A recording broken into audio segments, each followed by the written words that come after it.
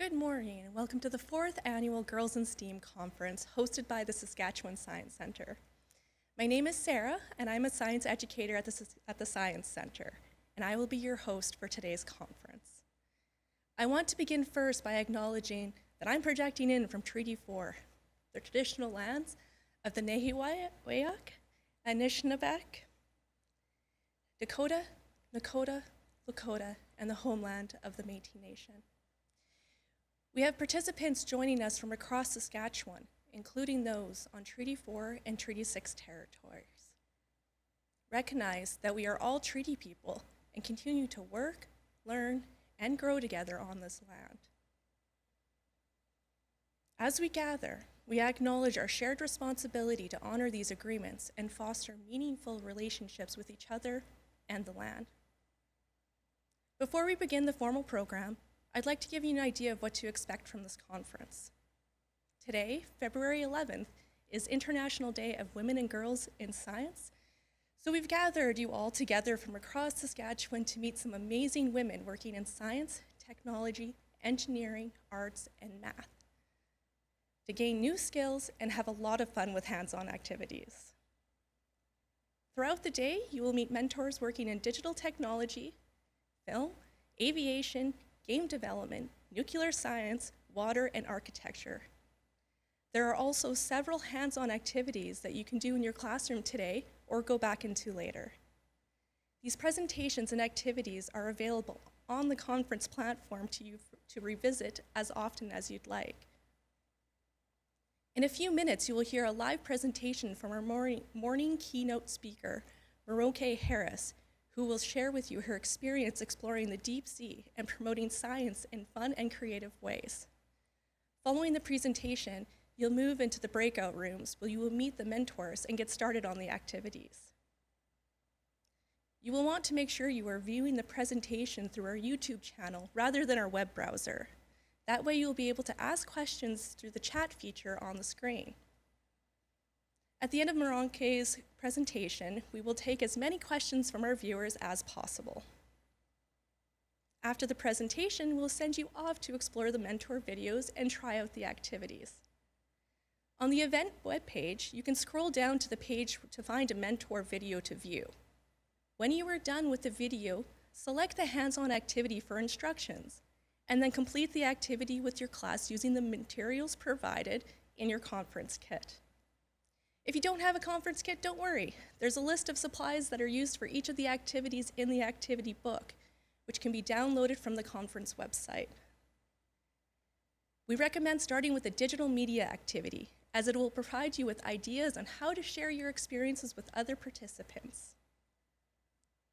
Then we'll stop at noon, and I'll join you back here for another live session at 1 p.m., starting with a movement break.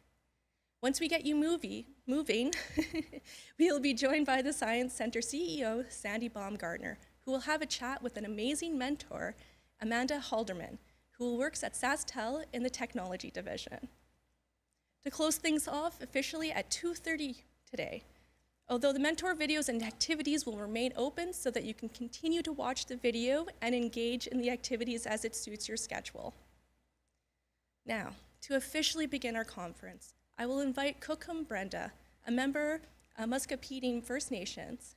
Brenda is a Cookum, auntie, sister, and mother of 5, and a great friend of the Saskatchewan Science Centre. I invite you to the podium here today, and I'd like to make you an offering here of tobacco for helping us today with opening this up in a good way.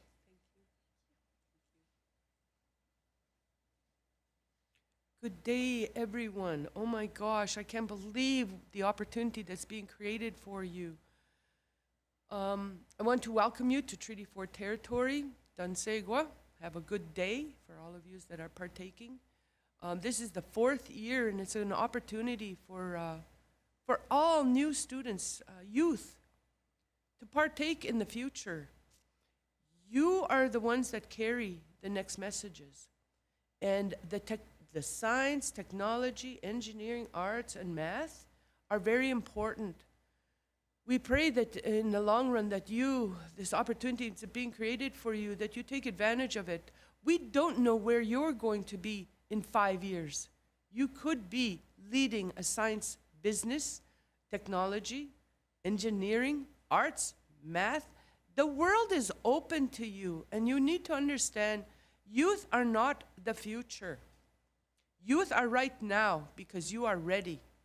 You are ready for this knowledge and this information to prepare you for the next stages of life. Please consider not just now, but 10 years from now in science, technology, engineering, arts, and math. I'm going to take you through a prayer. I call it a blessing to ground you before you start your day. So if you want, please take a breath. And in that breath right now, think of something that helped you feel happy, touched your heart and helped you feel happy. There are many happy moments in life. We get challenged along our way and stumble. Remind yourself there are many happy moments. And you know, I always remind people, the furthest distance between two people is not a mile. It is a smile. Another breath. Is there something that touched your heart and water came from your eyes? Cherish that. I have a lot of people right now that are in grief of loss. But tears are not just from grief of loss. They're also happy tears. There are many blessings that tears do give you.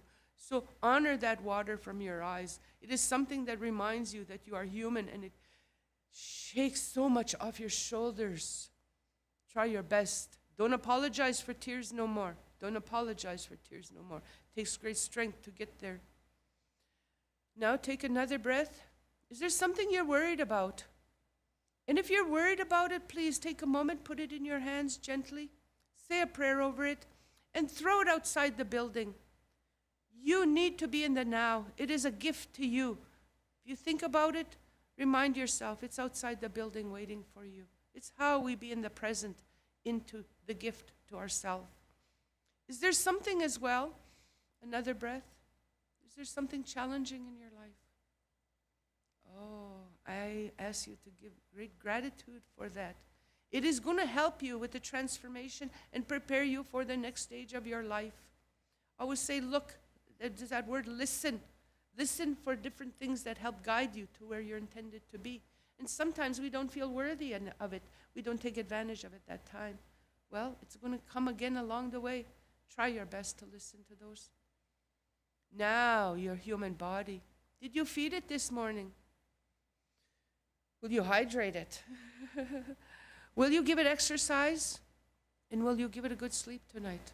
Because I need to remind you, this is a shell just borrowed to you for this time around. Take care of it. Take care of it well.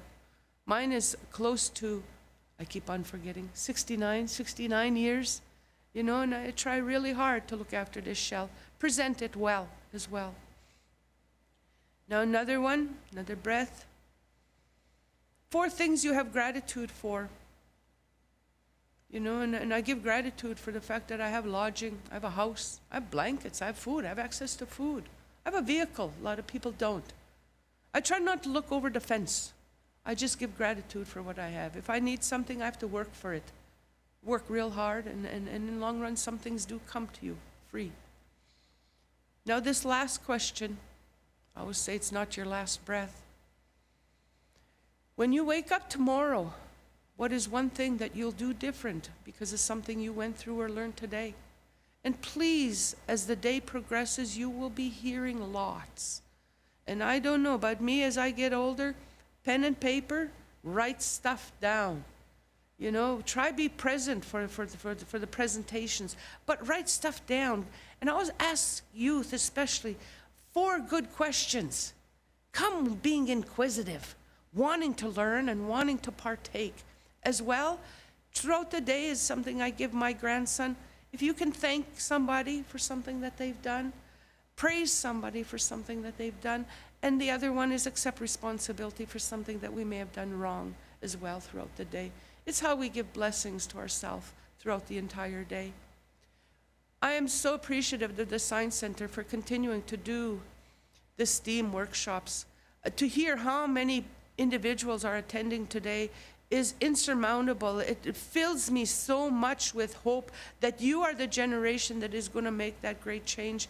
And I do have to apologize to you for any burdens that we as old ones have left for you to clean up. Involve us in it. Make us become a part of it as well. It's that time to transfer knowledge from the old ones to the youth as well.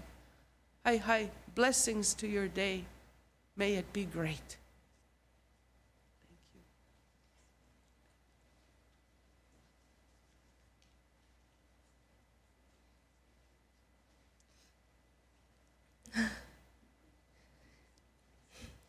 Marseille, thank you, Cook and Brenda, for your, for your blessing.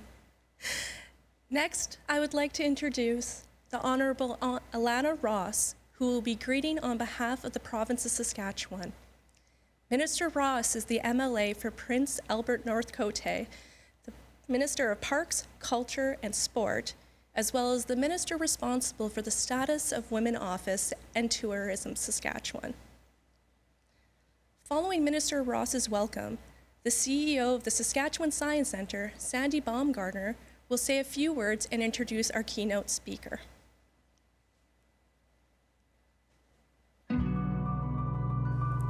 Hello, I'm Alana Ross, Saskatchewan's Minister responsible for the Status of Women Office. On behalf of Premier Scott Moe and the entire government of Saskatchewan, welcome to the annual Girls in STEAM Conference. It's so wonderful to see you all here.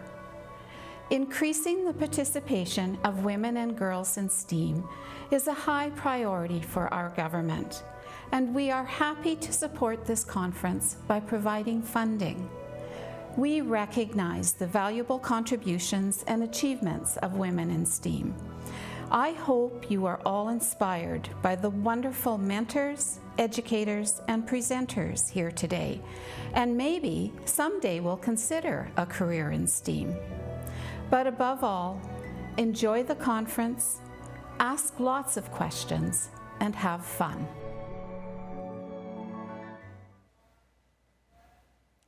Thank you, Minister Ross. As Sarah mentioned, I am Sandy Baumgartner, the CEO of the Saskatchewan Science Centre and the proud CEO of the Saskatchewan Science Centre. I get the honor and privilege of being here today, welcoming you and participating in this beautiful conference. But I also have the privilege, just off camera a few moments ago, of receiving a beautiful gift from Cook and Brenda of a ribbon skirt. And I am honored to wear it, and I'm honored to be here with her presence. And I take all of the gifts she gave us this morning in her blessing. I encourage you to listen and hear the messages from Cookham.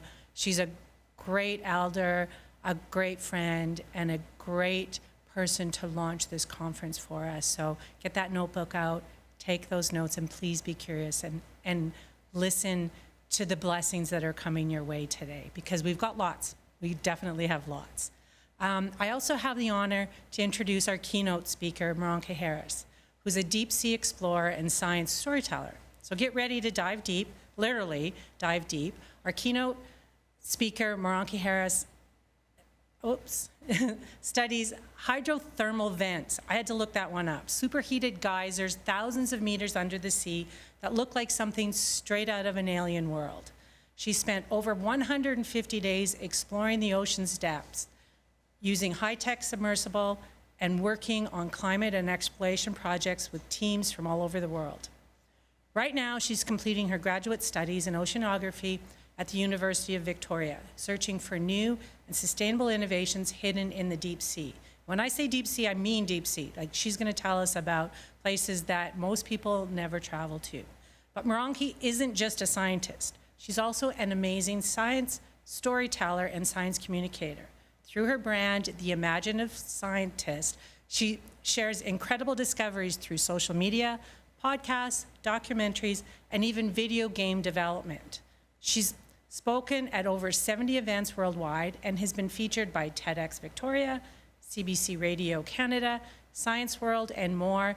And today, she's coming to you from Victoria to cold and snowy Saskatchewan. So I'm sure that you're all going to give her a nice, warm Saskatchewan welcome. So get ready to be inspired as Moronka takes us on an adventure into the Earth's final frontier, the deep sea.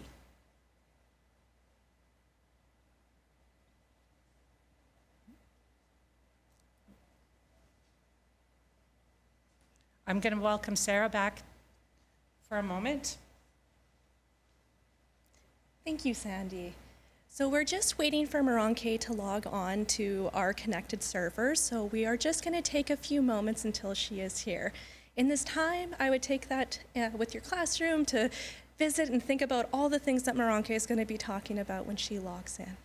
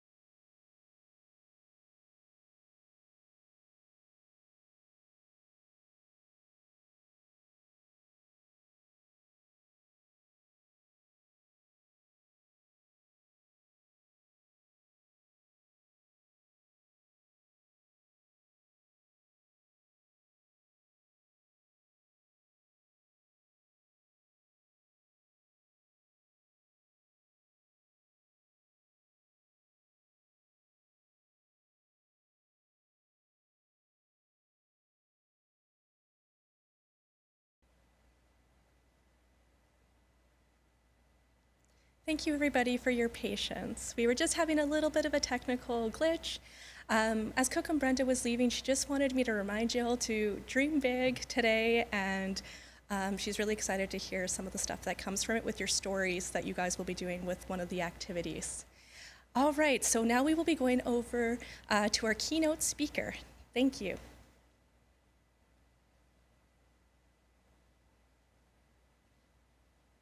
Hello, everyone. Good morning. I am Maranka Harris, the keynote speaker, and it's truly an honor to be here with you all today. And I'd really just like to start by recognizing the incredible work of the Saskatchewan Science Centre and our STEAM mentors and the team behind this amazing event. A lot of work goes into these things. And I was informed that over 2,000 students are participating today. So that's incredible. And it's so inspiring to have so many passionate and curious minds in one place. So I'd like to invite you on a journey. Are my slides showing? I'm just wondering. Oh, there we go. Okay. So imagine yourself standing aboard a reef vessel, a floating village churning on the powerful waves of the Pacific Ocean. You are over an endless expanse of water, hundreds of nautical miles away from any trace of land. The air, crisp and salty, whipping past your face, is thick with anticipation, and the horizon is stretching out before you like a canvas waiting to be painted. Next slide, please.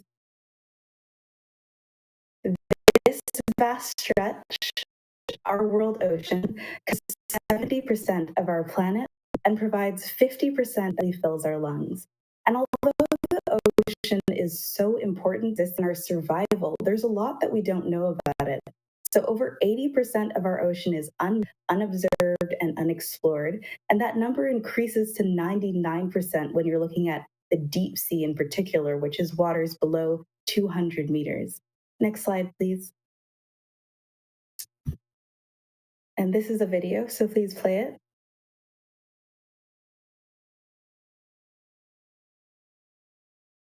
Oh, okay, that's okay. So we've only scratched the surface of the mysteries of this ocean, but by delving into these unexplored realms, we not only expand our scientific knowledge, but we also gain a deeper understanding to the interconnectedness of all life on Earth.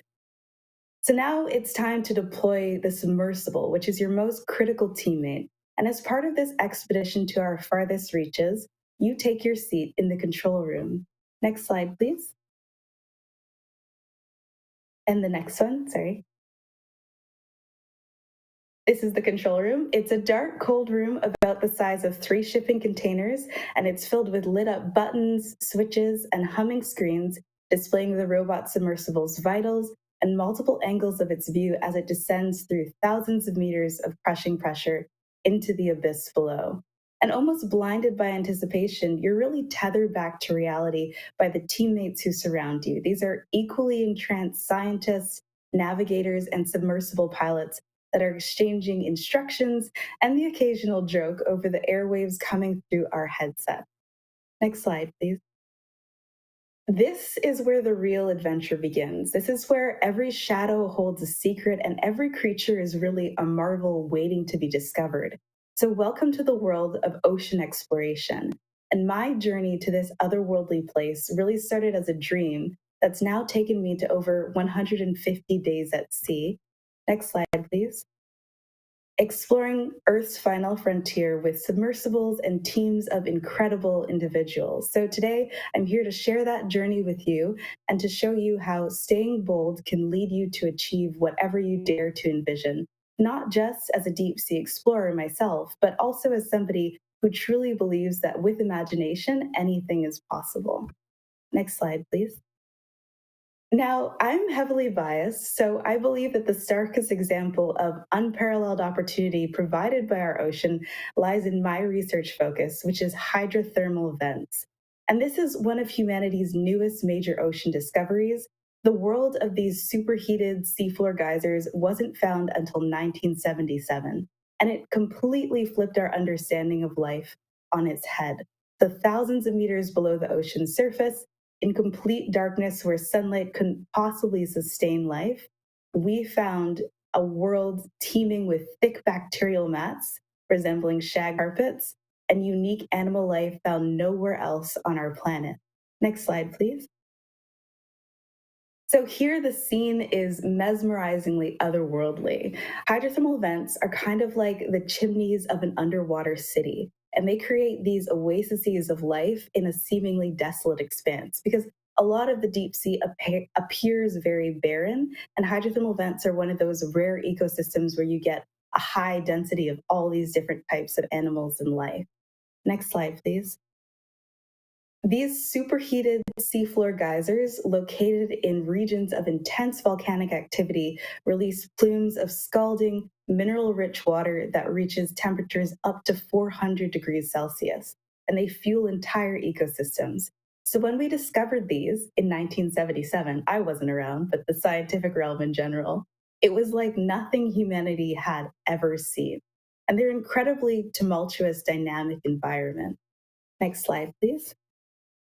Like snowflakes, no two vents are ever exactly alike. There are over 180 species live on vents and are endemic, which means that they're found nowhere else in the world. But still, no two hosts the exact same communities. And this is especially true when you look across different regions of our world ocean. Next slide, please. In the East Pacific, near the Galapagos Rift, you have giant tube worms up to 6 feet in length that tower over our submersibles and kind of resemble bouquets of long-stemmed roses. Each is a white tube with a blood red worm poking out of its tip. Next slide, please. And then half a world away in the Indian Ocean, you have golden snails with their feet clad in these iron scales, and their hearts are so large within their bodies that a human heart of equivalent proportions would be about the size of our heads, so massive proportions. Next slide, please. This is the realm where deep sea specialists like myself collaboratively explore to chart new expanses and test new technologies, and also unlock insights that drive societal progress and innovation. Next slide, please. Now, I'm sure many of you have a dream, and I do as well, and I'd like to share that with you. So the deepest known region of our ocean is called Challenger Deep. Next slide, please. And next one, please. It's located within the Marianas Trench, so 11 kilometers below sea level.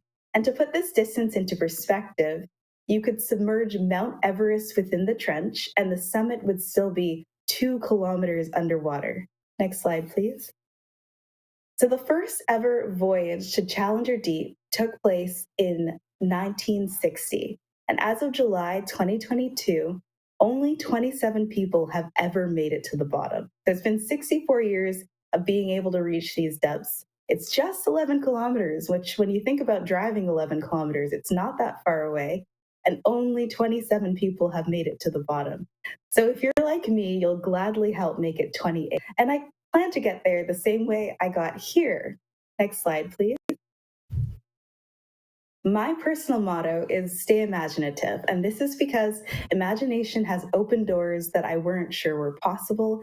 It's given me resilience, and it's also allowed me to plan, succeed, pivot, fail, plan again, and then succeed again. So today, next slide, please. Today, I'm providing you with a guide to staying imaginative while you dream up, design, and discover your own path. Next slide, please. So, observation of the largely unexplored ocean really offers an unparalleled opportunity for these revolutionary discoveries. And I've been really obsessed with this concept since I was young. But within the ocean science community, there's a common origin story. There are many career aspirations that were rightfully sparked from time spent on or by the sea. A lot of people grew up by the sea and had very early interactions with the ocean, and that sparked their interest in this career. And I now spend much of my time out at sea on month-long expeditions, but I actually grew up in a landlocked area of Canada, much like yourselves, thousands of kilometers away from the ocean. So what I did have was access to forms of art that connected me to blue spaces. This is through media, books, galleries, and I really found myself glued to documentaries like Blue Planet and James Cameron's The Abyss. Next slide, please. Star Trek was also huge for me. I used to watch the TV marathons every Friday night with my sisters, and I really wanted to dive headfirst into the treasure trove of revolutionary discovery. So, coupled with my imagination, these pieces of media were the lifeline to my future ambitions, and they led me to take a marine ecology course in my final year of my undergraduate degree. And that's where I first stumbled upon the world of hydrothermal vents. Next slide, please.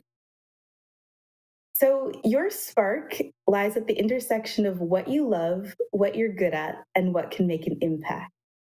Please click 3 times. Thank you. But keep in mind that skills can be developed. So there may be things that you don't think you're good at right now that can change drastically later on. Because believe it or not, for the majority of my life, I really dislike public speaking. So some things just need practice, and it's kind of like exercising a muscle. So I combined my passion, my talent, and my values to find my dream. And then I knew ocean exploration was the path, but when I started out, I had a pretty serious issue on my hands because my parents were a government official and an artificial intelligence engineer. So although they really supported my ambitions, they truly had no idea why I was so wild about the ocean. And I had no idea how to get where I wanted to go. And I didn't have anyone in my immediate network who could help me navigate and enter ocean spaces. So I decided to make a plan. Next slide, please. Making a plan allows you to create opportunity for yourself because everything is within your reach if you're willing to not only work hard, but also work smart. And sometimes you have to get a little bit crafty. So after undergraduate graduation, I decided on my path, decided I wanted to go towards the deep sea, and I launched into searching for opportunities to get closer to that world. Next slide, please. But starting out, I had 3 main issues. I was a Canadian student in a landlocked area, and you'll see why I emphasize Canadian soon. I also had no mentors and no connections. My family members didn't know anything about the field. And I also didn't have a very strong marine science background because I didn't decide to pursue this path until the last year of my undergraduate degree, which was in biological sciences in general. So coming out of high school, I knew I wanted to be in science, but I didn't know quite where yet. I just opted for the general degree, and I took physics courses and biochemistry courses, healthcare courses, animal biology, parasites. I dabbled in a lot of different specialties to find the right fit. Next slide, please. But luckily, I was growing up in the area of the internet. So, can you imagine growing up without this and how many opportunities that we simply would have no idea existed, and how many ideas we'd have no idea existed? And in this age, anything that you can dream up, you can search for a path to get you started. And I didn't even have ChatGPT or DeepSeek. So now I'm pretty sure you could ask AI for a hypothetical path towards your dream career. But Google was my best friend, and I spent hours and days researching hands on opportunities and applying and reapplying. And what I found was that the US was miles ahead of Canada in terms of research internships and training opportunities at the time. It's gotten better now. But I was determined. So my next hurdle was kind of to prove that I'd be worth the visa sponsorship for these US based companies and worth the flight down. So a foreigner more worth it than students from their own country.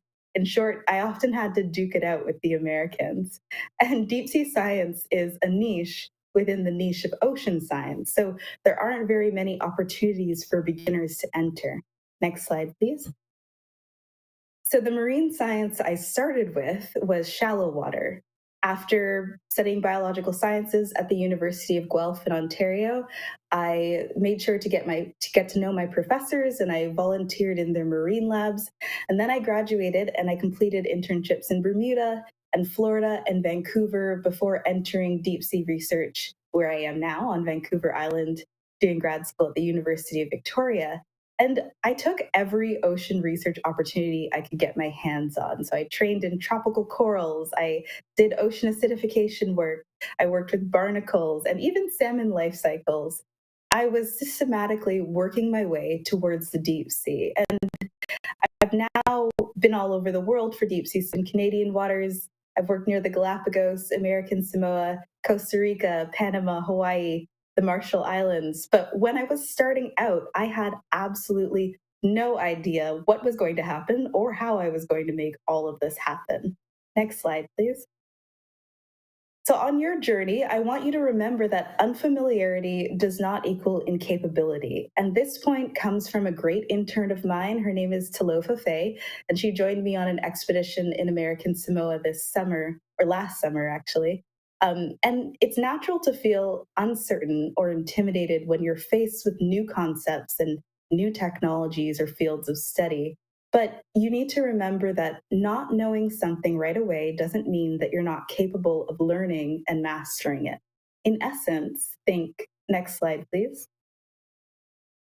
Unfamiliarity equals opportunity. It's the opportunity to learn something new, to connect with experts, and to expand your skill set. Because the path to success isn't linear, and we tend to be a little dramatic, or at least I do.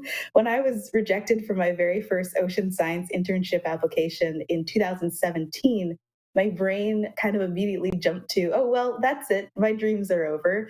But, and this is the most important part, my very next thought was, who do I need to contact to see how I can improve? Or who do I need to work with, to volunteer with while I wait for the next application round to make sure that I come back stronger? And several years ago, a team of psychologists and neuroscientists sought to identify the perfect success-failure ratio, because perfection is boring, but too much failure is demoralizing. Next slide, please. So they found to be successful, you need to fail 16% of the time. So the point here is try, and try again. And I know everyone says it and it is cliche, but I truly have found that when one door closes, another always opens. So apply for things you may not think you're fully qualified for, because you may surprise yourself and get it, or you may end up improving your application skills for next time. And also, leaning on your network as you build can make the failures much easier and the wins much happier. So don't be afraid to ask for help or to ask others that you look up to how they got where they are. In my experience, professionals are more than happy to advise those at earlier stages in their career. And without that wonderful support network, I wouldn't be here with you today. Next slide, please. So embracing imagination and applying yourself enhances your confidence and it enhances your capabilities. And to illustrate this, I'd like to tell you a little bit about my first time. Next slide, please. It was in 2021, and I was standing on a shipyard dock surrounded by the buzz of machines, and there was salty, chilled air filling my lungs. And for the next 28 days, my home would be the 70-meter vessel that spanned in front of me. And I had dreamed of getting on this particular research vessel and of working with this particular deep sea exploration company for over 4 years. And I had dreamed of going out to sea as a scientist for over 10, give or take. And this moment, so I felt like it was kind of my debutante ball. It was my chance to launch myself into the realm of deep sea science and avoid the ever-looming threat of becoming an armchair oceanographer. But I don't want you to let my air of confidence fool you, because I'm intimidated big time. Looking around the buzzing dock, everybody seems to know what they're doing and where they're heading. And I'm the youngest person there. And even though I'm a graduate student conducting my own research, I'm the only intern, and I'm surrounded by a sea of senior scientists and crew working in perfect harmony. So I wondered if I belonged, and more importantly, I wondered if I looked like I was what I knew what I was doing, the same way everybody else did. Next slide, please. On the ship's bow sat my most critical teammate. It was the robot submersible that I would be using to conduct my research. This was, or is, a 1,600-pound beast of a machine, the size of a Volkswagen Beetle, if a Beetle was about 6 feet tall. It was equipped with the state-of-the-art HD cameras and big manipulator arms designed to carry up to 250 pounds of samples to and from the seafloor. So this is a hefty feat of engineering with a matching hefty price to boot, about 12 million US dollars. And its every move would be live streamed from an open source worldwide. So, no pressure. But my largest challenge would be to implement the dive plan that I designed for this robot to collect my samples from hydrothermal vents 2,000 meters below the surface. And on the ship, the tone is quickly set during our first all-hands-on-deck meeting. So the words of the chief scientist, a tall, intimidating man, ring in my ears. He says, "Time is money, and every minute that we're not hitting objectives costs $100. And this is a 24-hour operation, so the robot is diving 24/7, and the science crew works in 2 4-hour shifts per day to keep the whole operation running at full speed. So every day, between the hours of 4 to 8 a.m. and p.m., there I sit in the control room where the magic happens. And although the control room is filled with other scientists chatting over the airwaves coming through our headsets, I am so blinded by anticipation that I really cannot see past that robot, myself, and the stress tethering us together. And every day I wait my turn because there's no actual schedule that'll tell me when my dive will happen. I just know that it will. So every day when I open my eyes in the top bunk of my cramped 4-man cabin and make a mad dash for the seasickness pills, the pressure sets in almost at the same time as the seasickness. So for 20 days, I wait with bated breath, and I'm just clawing at this go time, wondering when my dive will happen.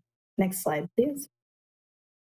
On one particular day, I make my way to the lounge for 3 p.m. pastry time. So the fun thing about deep sea research vessels is that there's really no shortage of funding, so there's pastries aplenty. And in the lounge, being the most comfortable area of the ship outfitted with screens that display the footage from the current dive in progress, it was the most perfect place to wait for pastries. So as I'm watching the screens of displaying the current dive being broadcasted live worldwide, something odd happens.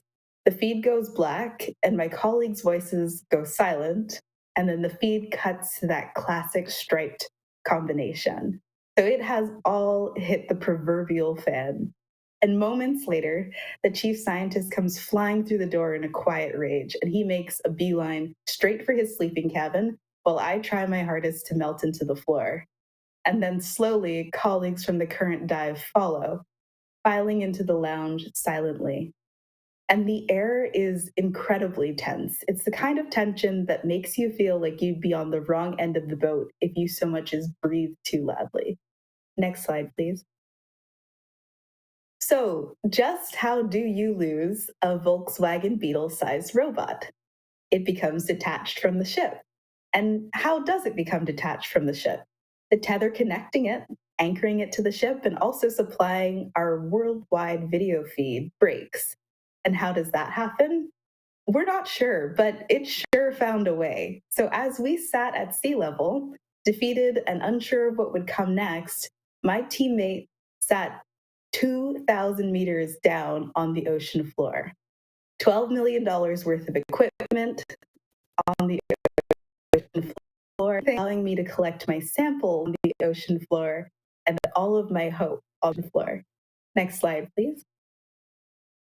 The room is so quiet, I think I can hear the ship shifting as it sways on the waves. And while I'm concerned with blending into the walls, there's a braver soul that takes a risk by targeting an innocent researcher who, having missed all of the action, makes their way into the room. When's the sub's dive scheduled to end? The confused prey asks, eyes wandering around the room, begging for a lifeline. And seconds that feel like hours pass before that lifeline is cheekily thrown. Looks like never, mate. And that one change of perspective, a crack of a kind of precariously timed joke, breaks the spell. The whole room erupts in laughter and waves of relief wash over everyone's faces, and strategies begin to form. And although I can't hold my laughter, I, for one, am kind of shocked and also pleasantly surprised, because here are all these academically driven individuals stereotyped as rigid, behaving like humans. Who would have thought? Scientists are human, and I'm a scientist who is human, so why did I expect them to not be like me? Why did I spend all of this time being so hard on myself? Talk about a paradigm shift and talk about a self-confidence boost. It was extremely admirable to witness how easily shipmates transferred from this moment of utter hopelessness to, wait, we can fix this and we can do it by working together. And all it took was that one moment of positivity, because nothing bonds like shared trauma. So there are highs and lows along the journey to getting towards your dream, but the secret is that you belong because you decide you belong. And a moment of challenge can always be spun into positivity, especially if you have a great team. And more to this story is available on the Story Collider podcast, as you can see on your screen. The episode is called Failure because there's a lot of that in science, but as I told you earlier, try, and try again. Next slide, please. So now, in my current role as a science manager on these ships, I get to pass the torch and I get to lift as I climb. And at sea, I'm most often found on the back deck or in the wet laboratory, processing samples and training interns and new guest scientists. And on the top right are my 2024 interns, Luia, Talofa, and Ella, and they're all on their very first deep sea expedition. So I see myself in them because it wasn't that long ago that I was in their shoes, and there's really nothing better than seeing the next round of up-and-comers knock it out of the park. So I get to work with all of these incredibly talented scientists, engineers, and communicators, and a large proportion of them are female, but more importantly than that, we all come from such different backgrounds, and this ship is really a breeding ground for all of these new ideas and conversations to converge. Next slide, please. And I also get to learn from those that came before. So in 2023, I was on a 40-day expedition to the Galapagos Rift, and this is where hydrothermal vents were first discovered. And I sailed with Verena Tunnicliffe, who you're seeing on your screens now.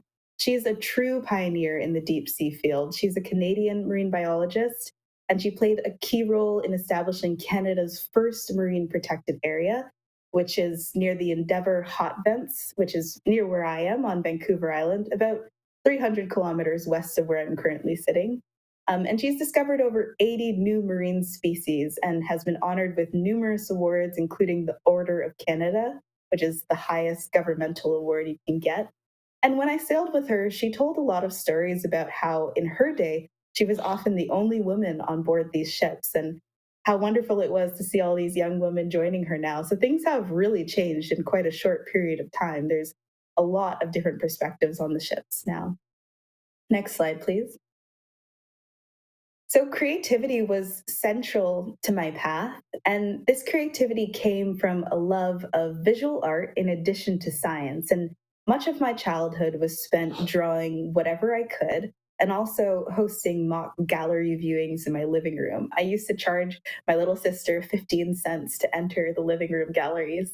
And there are no refunds, so she hasn't gotten that money back. But so I contributed to both of these passions, science and art, equally until around the end of high school. And then I was encouraged to veer towards science and kind of mute that artistic side of myself, at least professionally. So for a long time, I thought I had to choose. And then I realized that I didn't, because some of the greatest minds in science were inherently creative. And what you're seeing on the screen now is my personal favorite quote that encapsulates this concept. And it's one by the father of quantum theory, Max Planck. And he said that the pioneer scientists must have a vivid, intuitive imagination, for new ideas are not generated by deduction, but by artistically creative imagination. So almost every aspect of our lives is a combination of science and art. The cars that we drive, the buildings that we live and work in, and even the entertainment that we consume. These are all melodies of the ideas and the work of scientists and artists brought to life. Next slide, please. So through media, plenty of Star Trek marathons and other media, of course, art and creativity were really vital to my decision to pursue science. It's documentaries, which is a form of art that opened my world up to the world of deep sea hydrothermal vents. So I now use creativity as a tool to effectively communicate science as founder of the Imaginative Scientist. Next slide, please. So this platform is a marriage of science and artistry, and it's really designed to make the wonders of science accessible to and fascinating for everyone. And it's kind of turned into my superpower. Next slide, please. It's led to documentary narration. It's led to me being able to partner with other visual artists. It's also led to radio presenting and even consulting on the creation of deep sea video games. Next slide, please. And next slide, please. So what I want you to think about is how can you innovate to combine your passions and to turn your traits, your natural traits, into superpowers? Because we're really living in the age of the multi-potentialite. Next slide, please. Author Emily Wapnick coined this term. It's an educational and a psychological term, and they coined it in their book, How to Be Everything. And multi-potentiality supplies a high rate of idea synthesis, rapid learning, and adaptability. And innovation comes from the intersection of existing fields. So multi-potentialites have an increased ability to understand multiple disciplines, to see where they intersect, and to develop new ideas that connect the topics. And they think creatively, and they have acquired a breadth of knowledge to draw from, and that allows them to readily adapt their skills and behaviors to match what is needed for a given project or pursuit. And this leads to quicker problem solving and effective solutions in dynamic environments. Next slide, please. So you have unique perspectives to offer, and you have unique ways of thinking. And in my work, I've seen firsthand how merging diverse perspectives fuels impactful innovation and breakthroughs. Next slide, please. Because each deep sea ecosystem is a unique floating microcosm. It's a village of over 50 people all together for a month or more, and each with distinct experiences, backgrounds, and ways of thinking that may never come together in quite the same way again. And this blend of perspectives is our greatest strength. It's allowing discoveries that push boundaries. We make up 25% of STEAM professionals. And the cause actually starts quite early in the pipeline because girls are over 36% less likely to enter STEAM programs or STEM programs after high school. And by missing out on those perspectives, we're missing out on innovation. So it has to change, and our different backgrounds allow us to approach problems from different perspectives. And changing STEAM fields, I believe, for the better, begins with embracing authenticity and really celebrating what makes each of us unique, because that's your strength. So what I want you to take home here is to never feel pressured to shrink yourself or to conform to a prescribed mold, because on the contrary, I encourage you all to embrace your individuality and to bring your full selves into your passions in STEAM. Next slide, please. For me, this is as simple at times as showing up in vibrant colors and bold patterns and expressing myself in a field that's often characterized by restraint. And when people think of a scientist, they might think of somebody who maybe dresses in very muted colors or takes themselves very seriously. But as you're hopefully learning today, you don't need to fit into a general box of what makes a scientist, an engineer, a mathematician, or anything, and what they usually look like. So actually, there are many scientists and STEAM professionals out there that don't fit the mold. And the strongest thing you can do in any sense, however you are, is to show up and be yourself. Next slide, please. So staying true to who you are not only enriches your own journey, but it also fosters a more inclusive and creative and collaborative environment in STEAM. And as a deep sea oceanographer, my passion really lies in exploring the most uncharted realms of the ocean. Mystery, discovery, and innovation converge, and our unique perspectives and ways of thinking are what drive innovation, as I've mentioned. So by embracing that individuality, we really contribute to a culture that values and thrives on diversity. But in short, bringing your full self into the pursuit of your strengths is the very fabric of our field. Next slide, please. Here are those hydrothermal vents again. So the most fascinating part of my work is the rarity and the uniqueness of location and the potential for discovery, because thousands of meters underneath the ocean's surface exists a world that survives and thrives in the absence of sunlight. And here, scientists explore areas of the Earth that few have seen, and they also contribute to the discovery of our final frontier. Next slide, please. Embracing my imagination has fueled innovation. It's helped me overcome countless challenges, and it's sparked an incredible passion for building a more inclusive future in STEAM. And now, as young innovators yourselves, it's your turn to join our community. It's your turn to dream big and to explore and to push boundaries and embrace the limitless possibilities within science, technology, engineering, arts, and math. And I look forward to seeing where you go. But while you embark on your journey, next slide, please. Don't forget to stay imaginative. Thank you very much. Next slide, please.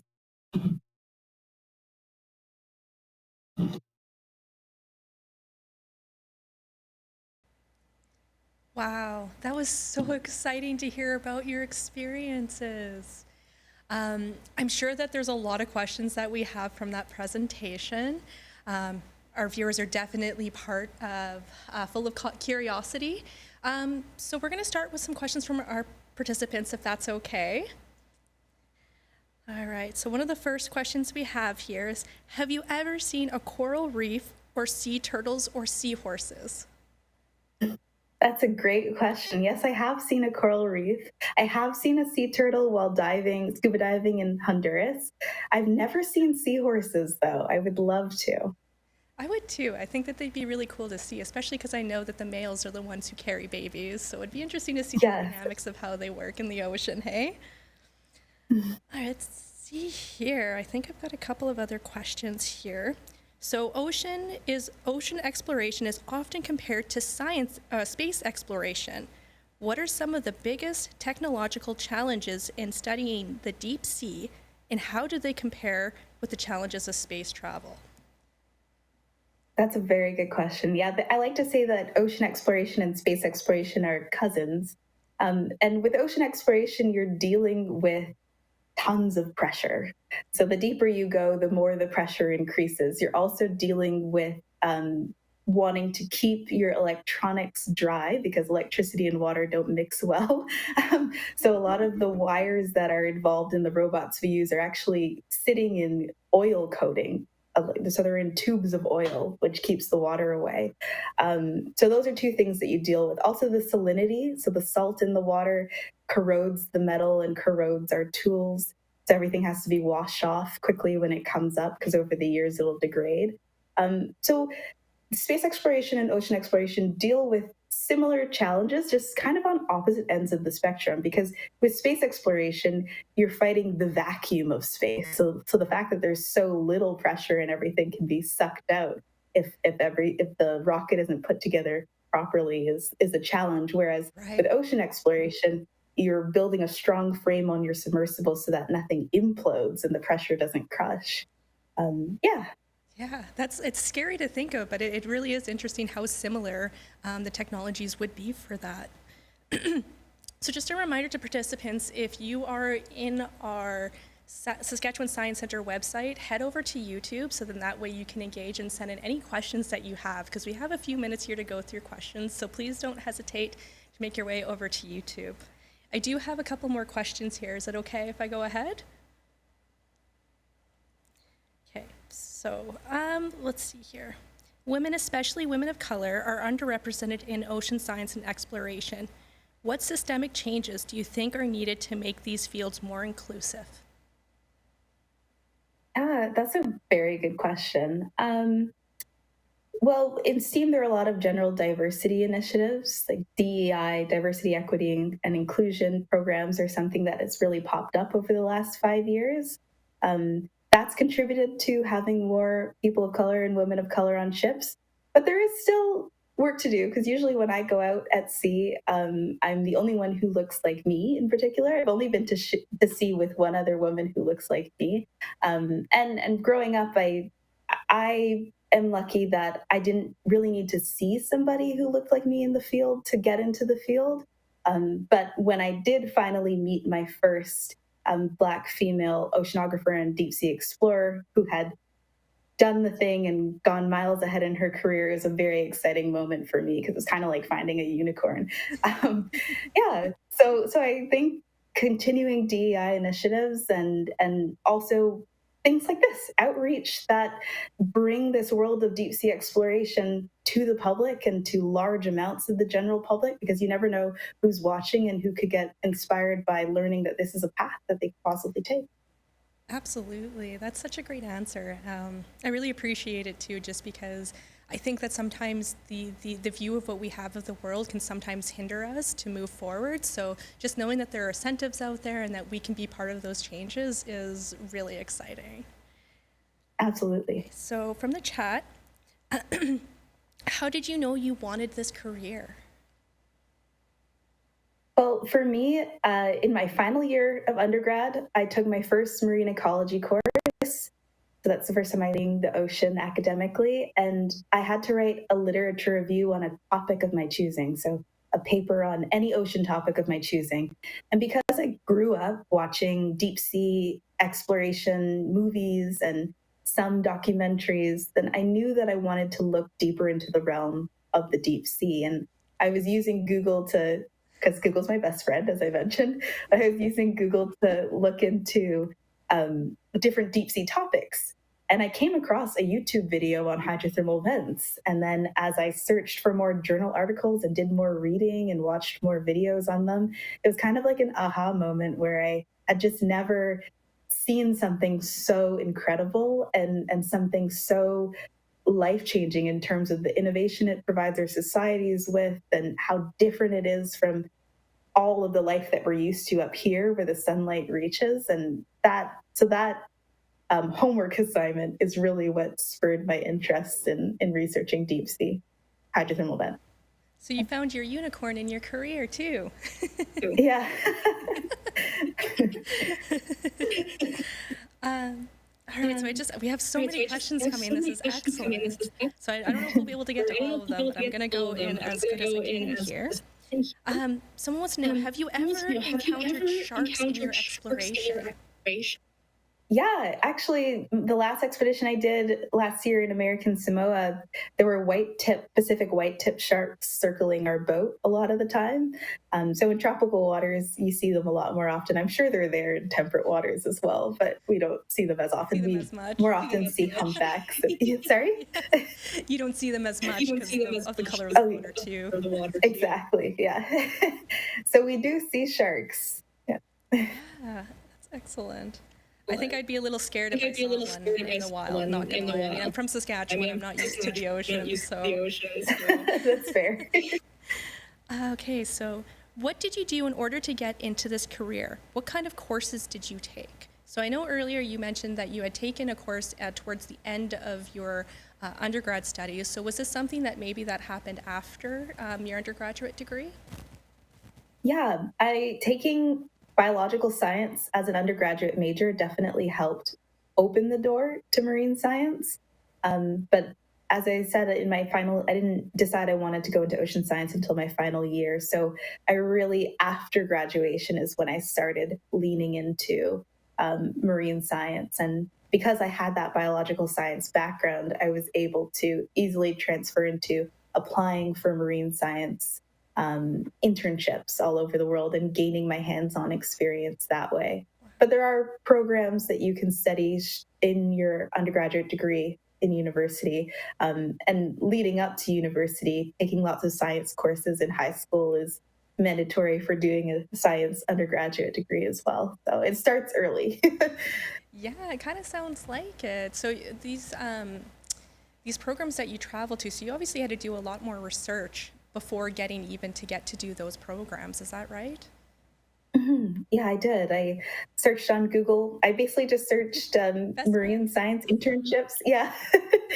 And then I searched some. I've only ever found one program that is made specifically for Canadians, and that was at the Bermuda Institute of Ocean Sciences. It's called the Bermuda Institute of Ocean Sciences Canadian Associates Program, and that's a marine science internship program just for us. And every other one I was competing against Americans, which is completely doable. That's exciting. Thank you for that. Oh, this one's a little funny. Okay. Are there any fish that just make you laugh or giggle? Yeah, there's this deep sea anglerfish called chaunacops, and if you Google it later, it kind of looks like a pink squishy stress ball, and it's perpetually frowning. So it's like cute but disappointed. Whenever our submersibles drive up to it, it looks like it's very disappointed at us. So it's Like, funny. why did you wake me up? I was having a good sleep. Yeah. Wow, this is excellent. Thank you, everybody, for all of these questions. This is great. How did your team bring you this submersible, and how long did it take? Yeah, that is a good story. It's in the podcast, but basically what they did was it was another example of how much teamwork goes into deep sea exploration, because what our ship had to do was go back to the coast and go to the University of Washington, collaborate with their ship and their remote operated submersible to come back out into the middle of the Pacific and use their ship and their submersible to get our submersible back. So luckily, the submersibles are outfitted with GPS systems, so they have trackers. So we constantly know where they are in the ocean, even if we lose them. And we were able to rescue it that way. So it was a multiple robot rescue mission. I love how many robots you have it took about a with week. your program. That's exciting. I didn't realize that it would take so much, and it is incredible to see the level of teamwork, especially because you said so many people from different nations join in to help with this research. So that's just incredible. So who are some of the other notable female developers or content creators in STEAM you would recommend checking out? Oh, okay. Madeline St. Clair is the founder of Women in Ocean Science. I think she's on Instagram at mads, so MADS_ocean. She's just great in all aspects. There's also Nicole Holman, who is a great photographer, underwater photographer that I've been on expeditions with. She acts as the expedition photographer. And Nova West is another great underwater photographer as well. They are an expedition photographer for the Nautilus, which is the ship that I work for as a science manager. So there are a lot of them out there. That's like really interesting to see that intersection between the arts and the sciences, as well as how they can come together and support each other. So that's excellent. Definitely. If we don't have the arts, nobody knows what we're doing out there. So Right. You have it's to have very someone help important. and capture that, right? Yeah. All right, so we have a few more questions, and it looks like we probably have a few more minutes left to ask some of these questions. Is that okay if I continue? Absolutely. Excellent. Okay, so during your journey of oceanography, have you experienced racism? If so, how did you overcome it? Yeah, I've actually been lucky to never have experienced overt racism in my journey in oceanography. There have been like little microaggressions here and there, but nothing too bad. And I sometimes think that microaggressions just come from people maybe not being used to interacting with somebody who looks different from them. And sometimes that results in saying things that aren't so great, but they can also learn along the way. I think what's so great about the company that I work for in particular is that they have a very strong anti-bullying, anti-racism, anti-harassment clause and stance. And at the beginning of every expedition, there's this big speech on it, and it lets everybody on the ship know that none of that behavior will be tolerated in any sense. So the fact that the ocean. And on my very first expedition, that didn't happen. So just within the last 4 years, deep sea science expeditions have been changing to include these messages. And I think that's very important. But if I had experienced it, the way that I would probably deal with it, because I have a great employer who really takes these things seriously, would be to talk to them. Yeah, and have a conversation, because sometimes I don't think people realize if it's something that they either grew up with, doesn't make it acceptable, but being able to have that strength to be able to stand up and say, hey, that wasn't cool. Let's have a conversation about it. It's a really diplomatic way to overcome those issues, and that's incredible to hear. Mm-hmm. Yeah. All right, so what is the deepest you have been in the ocean? Maybe like a distance that you could compare it to. Sure. I haven't had a chance to go down in a human-operated vehicle yet. I've only worked with the robot submersibles and sitting in the control room, but the deepest I've sent the submersibles down to is about 5,000 meters, and that happened around Marshall Island. So it's been... Wow, that's pretty deep, though, if you think about it. If you're used to swimming or going out diving or something, 5,000 meters is quite a bit. Quite deep, yeah. And I was also on an expedition in 2013 where we went to the deepest point, or we set the record for the deepest ROV submersible dive in Canadian waters, and that was about 3,500 meters. Oh wow, that's a lot more. Yeah, that's pretty deep. I don't even know what to compare that to, but that'd be quite a bit. Do you know the math on that? How many meters was that again? 3,500. 3,500. 3.5 kilometers. That's pretty far if you think about it. Wow. Because we're trying to estimate the distance, so to think about how that would be. Yeah. Thank you for this, and I do apologize for the slight delay that we get here. Oh, that's okay. Thank you. Technology, hey? Yeah. All right, so again, we just have a couple more questions I think we'll be able to get through. How much math would you say you need in order to pursue oceanography? That's a really good question. It depends on your specialty. So if I am a biological oceanographer and I dabble in geological oceanography as well, but if you want to go into physical oceanography, which is based on physics, then you need a lot more math than what I did. But so I took math all throughout high school, grade 9 to grade 12.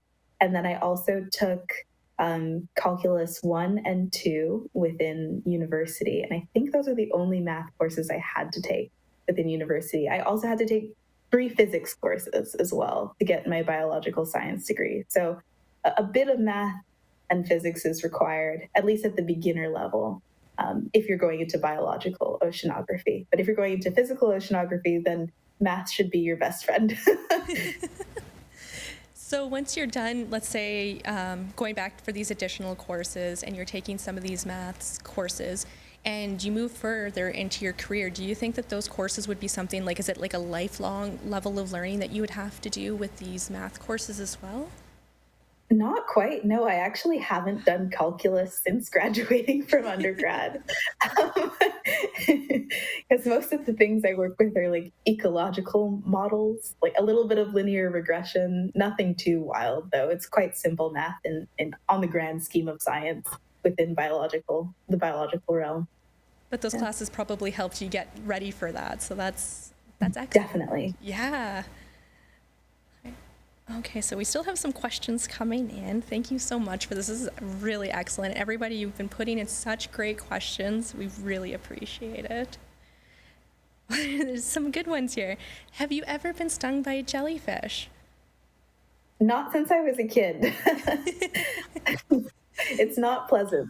It is not, absolutely. I went traveling once, I got stung, and they had to use like an alcohol base to neutralize the sting, and I just told myself I'm never going out after it rains into the ocean.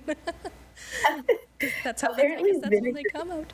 It was in Jamaica. Yeah, it was. Yeah, and it had just rained. It was beautiful out, and they were so tiny I didn't even see them. But yeah, it really hurts, and it's impressive how such a small creature can create such a, a painful sting. But thankfully, it was remedied soon enough, and I still venture into the ocean, so I think it's all good. Oh wow. Okay, so what are the dangers of deep sea exploration? Can the robots be damaged by the geysers? Yes. The geysers, hydrothermal vents reach up to 400 degrees Celsius, the water shooting out of them. Wow. So when you're collecting samples from around them, I'm not a pilot, so I don't fly the submersibles myself. I sit in the science row and ask for the samples I need. But the pilots are very skilled, and they make sure to not put the tether in the plume or to put the robot in the plume for too long either. There are parts of the robot that are more heat resistant than others. Like the big manipulator arms are just huge chunks of metal. They're pretty hardy. But the tether, not so much. So they're very spatially aware, the pilots, of where the different parts of the robot are. Yeah, especially like when it's moving in water, tethers probably, they move interestingly, so you'd have to really be considerate of like the tow that's happening with the water, the wave. There's probably, again, a lot of math that would go into figuring out how to pilot around those geysers as well. But I forgot that geysers were so incredibly hot. So the metals on those machines, so they can withstand both the cold water of the ocean as well as the hot plumes? Yeah, both. Down where hydrothermal vents are, 1,000 to 4,000 meters, the ambient sea temperature is 2 to 4 degrees Celsius. So it's quite a difference between the seawater and then the water coming out of the plume that's up to 400 degrees. But they can withstand both, so they're pretty resistant. Wow, that's incredible to think of. I mean, you'd have to have something. It's no different like what we were talking about earlier. It's probably something that could maybe potentially survive in space as well as under the sea because of those pressures, those temperature differences, just slightly different as one is in space and obviously one is in water. So there's probably a little bit of differences there. But yeah. Okay, so I think we've got time probably for about one more question, if that's okay. This one came in actually quite a bit. What is the coolest animal or creature you have seen while exploring? What is your favorite deep sea animal? I know we heard about the fish, but if there's another one. Yeah, well, to me, the coolest animal is those giant tube worms that I showed a picture of that grew up to 6 feet tall. And that's kind of because they're just so alien because they have no mouth, no eyes, no digestive tract. They actually survive because they have these sacs of bacteria within them that take the chemicals that come out of the super hot water at the vents and turn those chemicals into sugars. So it's called chemosynthesis. It's like photosynthesis, how like plants take sunlight and turn it into sugars. But instead down there, because there's no sunlight, they're using chemosynthesis. But one of the best, that's my favorite animal that I've seen, but my favorite animal that I haven't seen in person yet is called the firework jelly. And there's a great video of it on YouTube. It's just the most beautiful deep sea animal I've ever laid eyes on. And when the submersible lights hit it, it completely illuminates in this firework pattern of purples and reds and blues. Look that up if you get a chance. Is that bioluminescence? Is that what makes it Yeah. turn into colors when the light hits it? Yeah, and reflectiveness as well. Reflectiveness. That's exciting. I'm definitely going to have to Google that right when we're done here so I can see what it looks like. 'Cause it sounds really exciting. I pretty much love any animal that changes colors. We don't have very many of them, obviously, on land. I mean, birds, they have the sheen in them when this light goes on them, but I just feel like it's so different, like what you're talking about under the sea. Just what you get to experience with these animals is incredibly different. Yeah, and bioluminescence is a cold light. So unlike the light in our houses that produce heat with the electricity, only 20% of light produced by bioluminescence produces any sort of thermal radiation or heat. So that's a cool fact. It's a cold light. Yeah. So now we need to also look up a little bit more on that, on the animal, because it's so interesting to hear the little nuances that make these creatures work. And now I'm like really need to start looking to the ocean. I do look up to space more than I do the ocean, but now I think after this chat, I'm gonna have to do a little bit more research on our ocean and the animals in there as well. Thank you so much for your keynote presentation today. It was absolutely amazing. I know that our participants absolutely loved it, especially based on all the questions we had coming in. And I just, again, wanted to thank you so much for coming in today. Thank you very much for having me. I always have a great time talking about my passions, so thank you for listening. Thank you.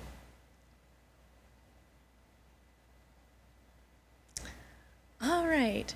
So that was incredible. I don't know if you guys learned as much as I did with that. I know I'm going to be doing some Googling after to look up some of these creatures as well. But what we're going to be doing now is we are going to be heading over to meet the mentors and to start participating in activities. Personally, I think I'm going to go in and head to the digital media storytelling section to hear from Jessica McNaughton. In the activity write-up, you will find a QR code that will take you to the Memory Keeper platform, where you can share photos and videos of you and your students while participating in these hands-on activities. Afterwards, we encourage you to take your lunch break whenever, but make sure that you're back online for 1 p.m. When we come back, we're actually going to be doing a nice little health break to get our bodies moving and getting our brains ready for the next sessions. Thank you so much and have a great lunch break.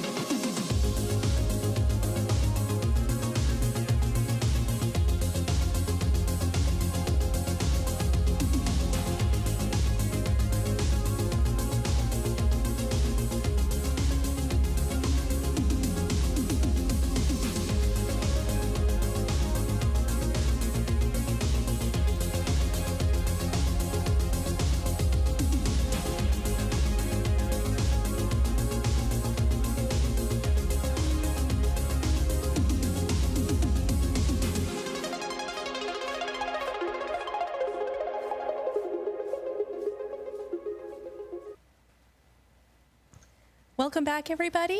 I'm your host, Sarah, and I wanted to take time to talk about STEAM. Not only am I a science educator with the Saskatchewan Science Centre, but I'm also an artist. So I thought this would be a great time to talk about STEAM versus STEM. We often hear about STEM, which stands for science, technology, engineering, and mathematics. But what about the A in STEAM? The A represents the arts, which plays a key role in creativity, innovation. Many scientific discoveries happen when people just think outside the box, and the arts help scientists communicate complex ideas through design, storytelling, music, and performance.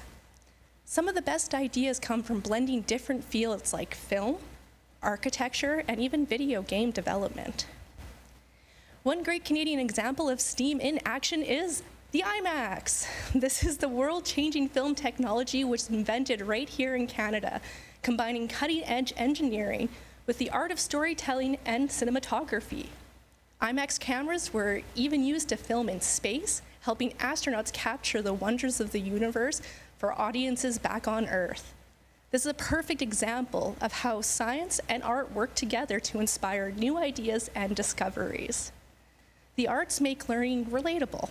Hands-on, creative experiences like what you're participating in today can spark curiosity and encourage students like you to explore STEAM fields. This leads me to a special recognition in our program today. We want to take a moment to recognize an outstanding leader in science from our province, Dr. Catherine McMillan. Dr. Catherine McWilliams, who is officially our first Girls Plus in STEAM trailblazer. In your kits, you will find a small card with a photo and a bio for Dr. McWilliams, who is an amazing example of a leader in her field of study that is traditionally male-dominated.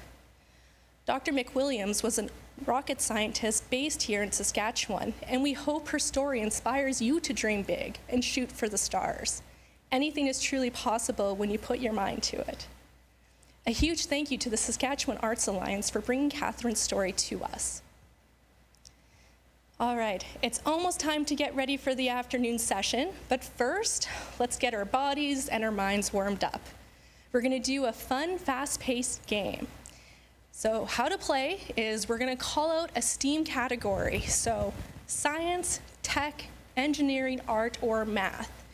Everyone does their matching moves, so if you call out science, you're gonna do a science stomp, and you're gonna stomp your feet like a scientist making a big discovery. And tech type. So if you call out technologies, you're gonna tap your fingers in the air like you're coding super fast. And then there's our engineering stretch. So reach up and build a tower with your hands. And then we have our art shake, where you're gonna wiggle your arms and your legs like you're painting a masterpiece. And then for math, we're gonna do a jump, where you're gonna jump as high as you can while shouting a number, pi. Pi's a number, right? All right, so you're gonna keep calling out these different categories every few seconds to keep it quick and fun. Do this for a few minutes to wake up your body before our next session.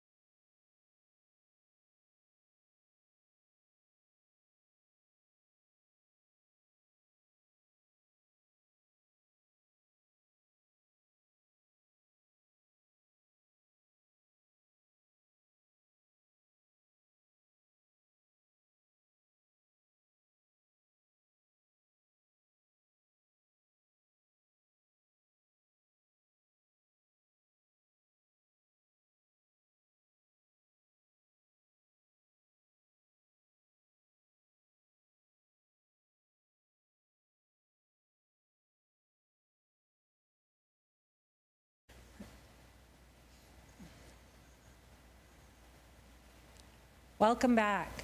I hope you are all warmed up and ready for our next session.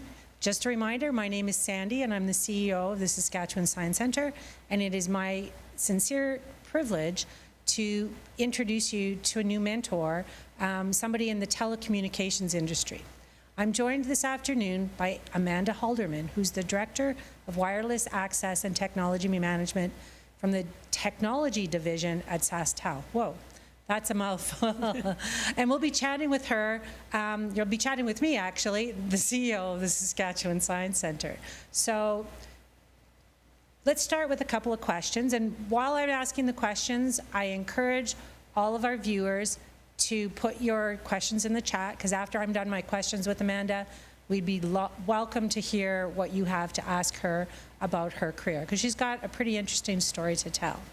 So let me start with my first question, Amanda. You said that you were inspired by science at a young age. Tell us about your experiences and your journey, professionally or personally, to where you are today. What is the biggest thing that you've learned along the way? That's a lot in one question, but you're up for it. Thanks, Sandy. It's an excellent question and a great start. So I think back to my childhood, and I had very strong female science teachers.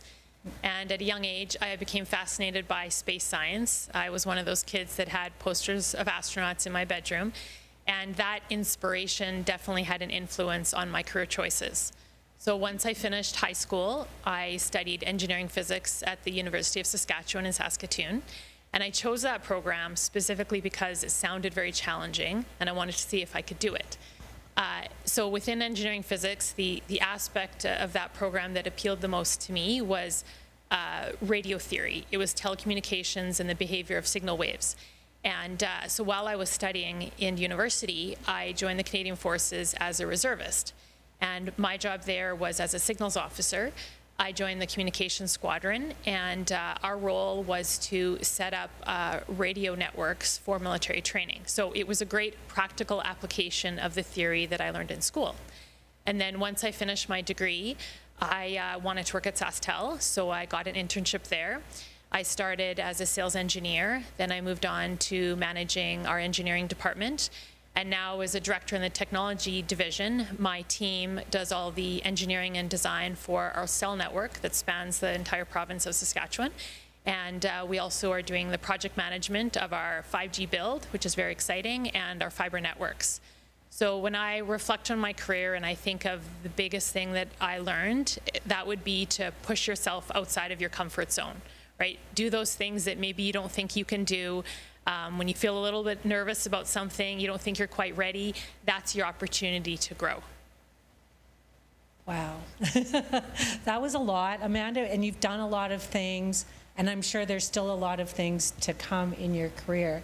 And you talked about this a little bit, but let's talk a little bit more about what inspired you. You talked about posters of astronauts in your room, that sort of thing.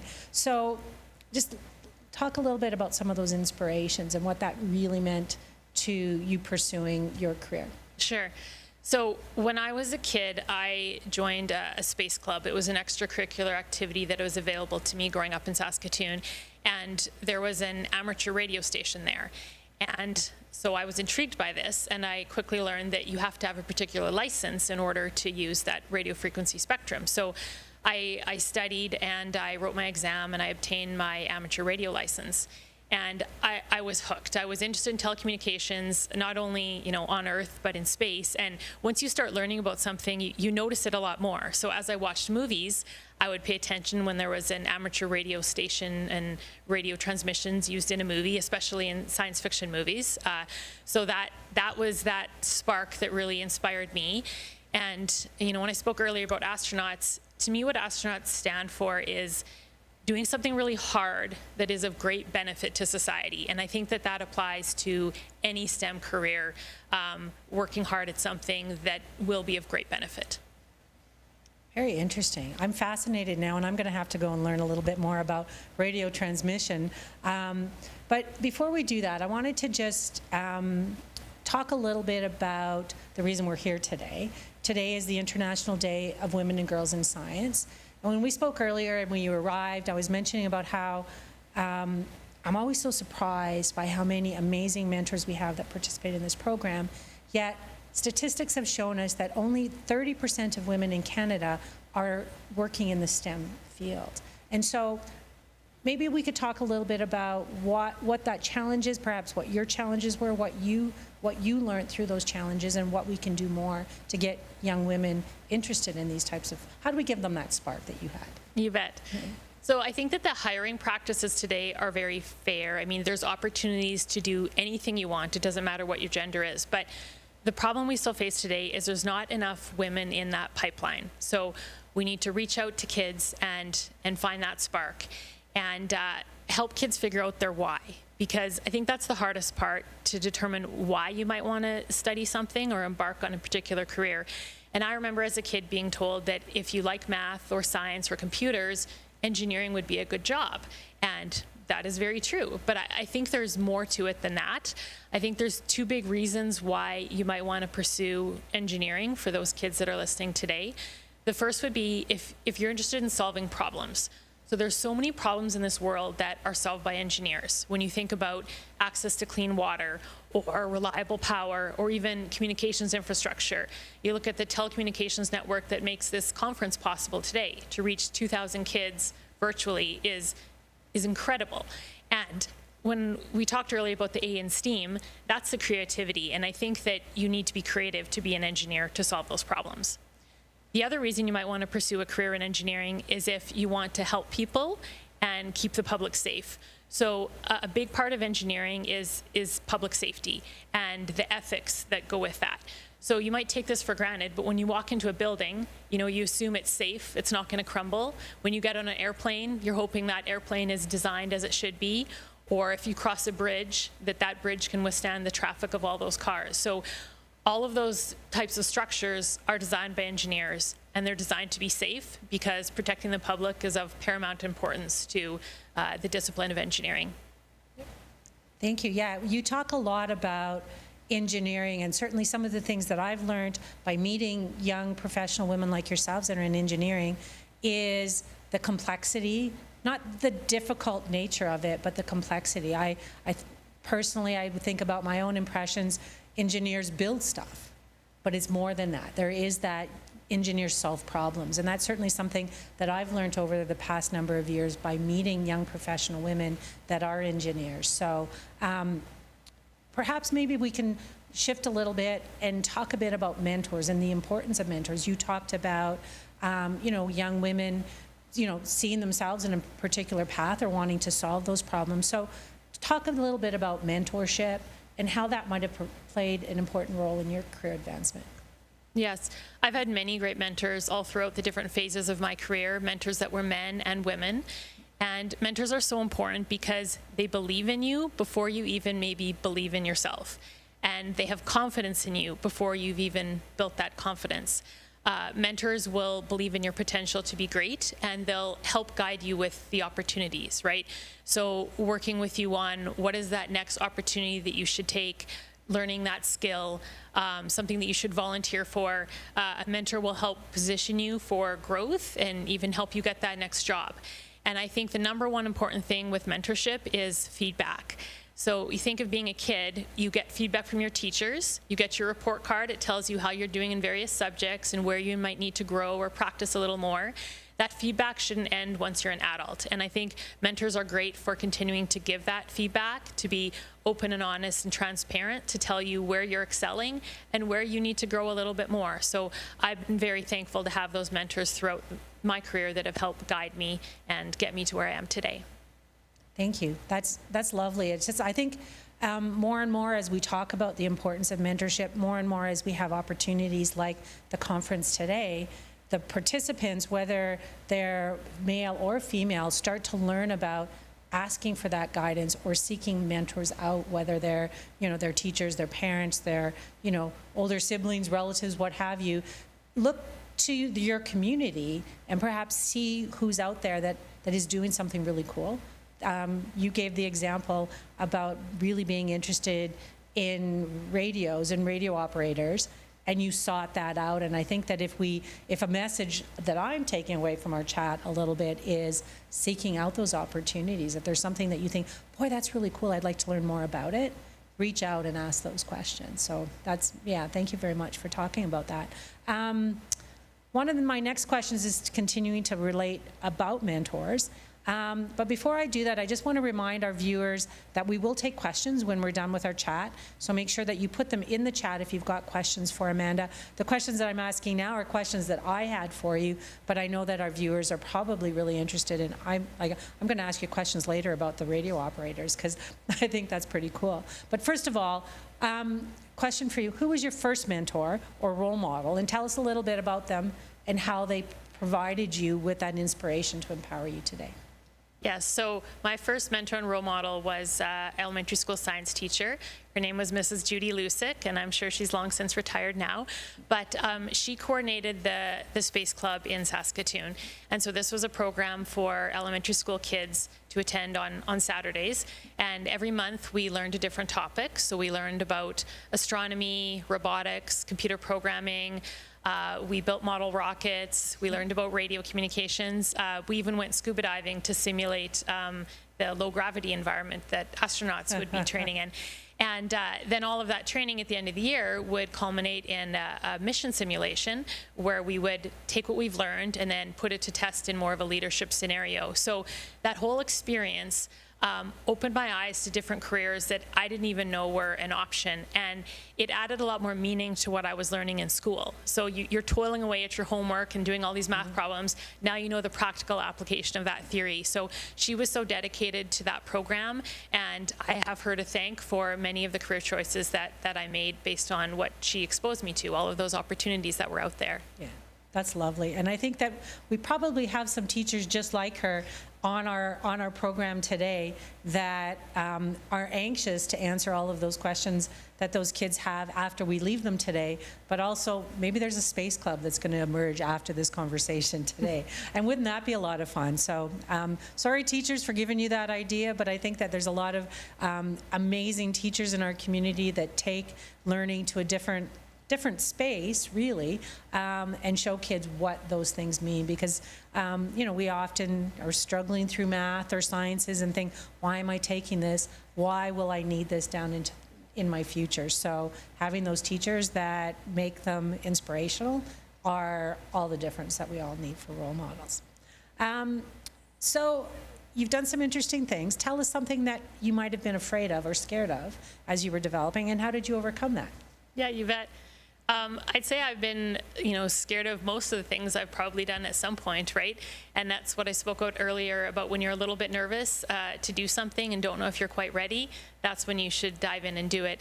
And so, I'll give you the best example that has occurred for me, and that is I've always been in positions of management or leadership. And early on in my career, I was, typically the youngest person in the room and often the only female. And what I learned is about how you have to earn respect, because I would walk in a room, or I'd be in charge of leading a team of mainly men that had more years of experience than I had years of age, right? So that's very intimidating. But I knew that it was just about earning that respect, and it takes time and hard work. And hard work and your ability, that transcends your age, your gender, all of that. You just have to prove that you can do it and stick it out. Yeah. That's lovely. Thank you so much. Here's another question I really like to hear the answer to. So, who is somebody younger than you or earlier in your career journey that you looked up to? Well, that's an excellent question, and no one's ever asked me that one before, so good on you. So one of my employees at SaskTel, actually, she's a younger manager, and she comes to me for advice. And the unique thing with that I want to make sure everyone knows on the call today is mentorship always goes both ways. So she's asking me questions, learning from me, but I'm at the same time learning from her and looking up to her in many ways. And the reason I admire her is she has a lot of grit. And when I say grit, she's got that strength, that courage to do things that are hard, that resilience. And I look at her in her career, and she's always learning new things. Once you move into business, you've got your technical background, but you're now learning financial things. You're learning other business aspects of the role, and she digs in and learns. And I'm continually inspired by her and her energy. Thank you for that, because I actually, too, have the privilege of working with a lot of young people in my job, and it's a source of inspiration every day. And I think back to this morning when we had Cook and Brenda with us, and she talked about, you're ready as youth in our community, you're ready to move forward, and we need to listen to you as well as us give that guidance. So the fact that you've got a young professional in your environment that you're learning from, I think is, we also all have, as adults, have a lot to learn as well. So don't think just because you're young that you don't have something to contribute. So I love that answer. So my next question, and again, I'll encourage people to put their questions for Amanda into the chat. My last question, though, is this.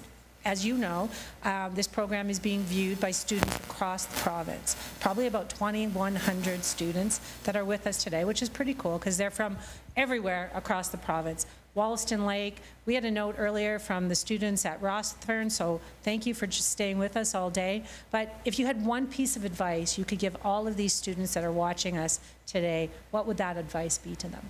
Sure. I have a couple thoughts here. The first is you have to lead with your heart and want something in your heart.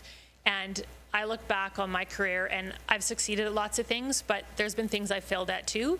And, looking back on that, I think it's because maybe I didn't want something in my heart enough. Because if you really want something and you work hard at it, you can do it, absolutely. The other thing I would say is your career will be a winding road. You might think you have a plan and linear steps, but there will be lots of twists and turns, and that's part of the adventure. And as long as you're doing what's in your heart, you'll have a fulfilling and rewarding career. And then lastly, what I want to leave you with is when you're given opportunities, always say yes. Whenever I'm asked to do something, I put up my hand, even if I'm nervous, I just go for it and I do it. And good things have always came because I said yes. So say yes. I love that. Thank you so much. Because yes, there was a couple of things there that I can certainly appreciate and have resonated with me is you never know where that journey is going to take you, but go and say yes. So I'm probably the master of my own, I don't want to say not success, but I often say to our staff at the Science Centre, what's the worst that could happen? Let's try. We're a science center. We're supposed to try and fail. And failure is what does that say? First attempt at learning. So try those things, say yes, take those opportunities. And if you don't have a plan set out, that's okay. Just take that road and see where it takes you. So those are my questions for Amanda, but you've all been busy putting your questions in the chat, so I'm going to just jump into some of the questions from our viewers.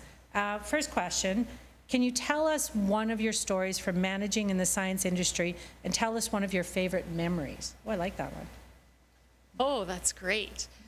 One of my favorite memories in the science industry. Well, I would say, you know, I would say after the pandemic, I truly realized how much of a difference we make in telecommunications, because you think about the things that you need to survive and learn in school or to go and do your jobs, and there's essential services that we need to do those things, and one of those things is telecommunications. And when so much of our programming that we have in our schools and with our jobs moved to a virtual environment after the pandemic, the communications infrastructure enabled that, right? Whether that be the copper and fiber lines that we have in the ground across this province or the wireless network, I think it became obvious to all of us how important that is, and it made my career even more meaningful to enable everyone to continue with their livelihoods in a different way.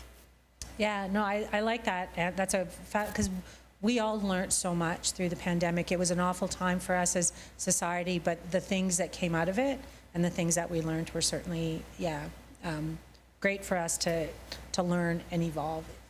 And we're all here today because of that. So technology can bring us some interesting and wonderful experiences. Next question. You explained well what made you decide to work in your field. If you had, this is an interesting question, I like this one.